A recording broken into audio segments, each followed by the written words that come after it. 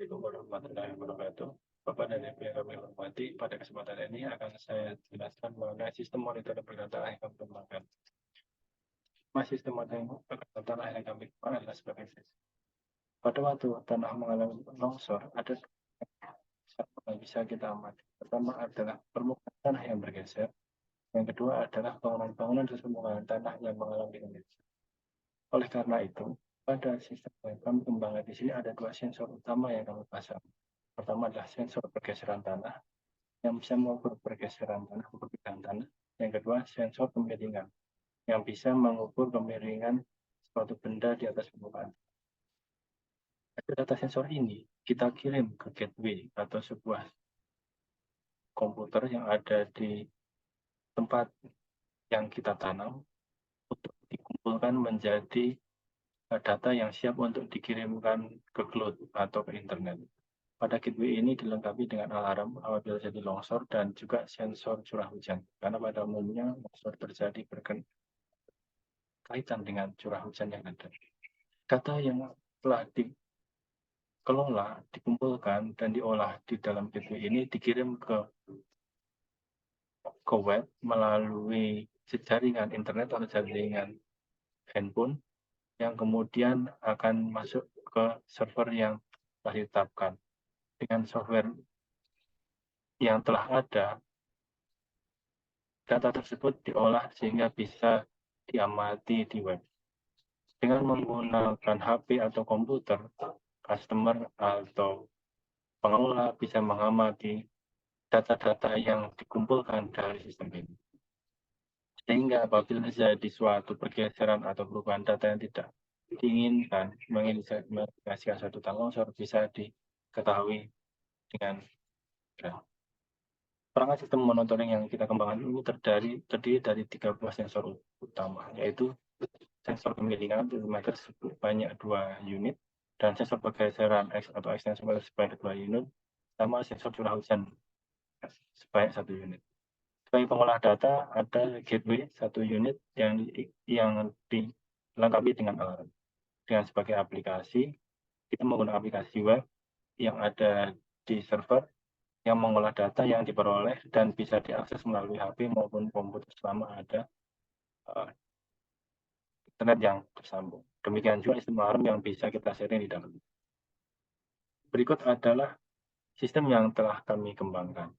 Contoh ini adalah extensometer yang dipasang di sebuah kemiringan yang tersusun dari sebuah unit extensometer yang disertai dengan sensor berupa wire yang panjangnya bisa 1 meter, 10 meter, atau beberapa meter yang mencukupi dari kebutuhan kita, yang dilindungi oleh sebuah pemipaan. Sistem pergeseran, apabila pergeseran terjadi pada clearing ini, maka akan terjadi perubahan ukuran dari wire yang telah kita pasang. Nah, sensor kami bisa mengukur pergeseran ini dengan resolusi 0,1 mm, sehingga pergeseran yang sangat kecil pun bisa dibaca dengan baik.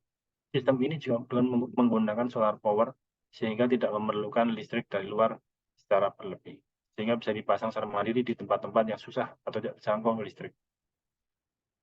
Yang kedua, sensor kemiringan atau feed melter. Sebagai halnya dengan pohon-pohon yang miring ketika terjadi longsor, sensor ini bisa mengukur kemiringan yang terjadi ketika longsor terjadi. Sistem ini bisa membaca kemiringan suatu perubahan kemiringan suatu benda dengan akurasi 0,1 derajat, sehingga dengan pilihan sangat sedikit sekalipun bisa dibaca oleh sistem ini. Sistem ini juga menggunakan solar panel sehingga tidak memerlukan sumber energi dari luar. Selanjutnya gateway. Gateway merupakan pengumpul data dari hasil yang diperoleh dari data-data sensor yang ada di lapangan.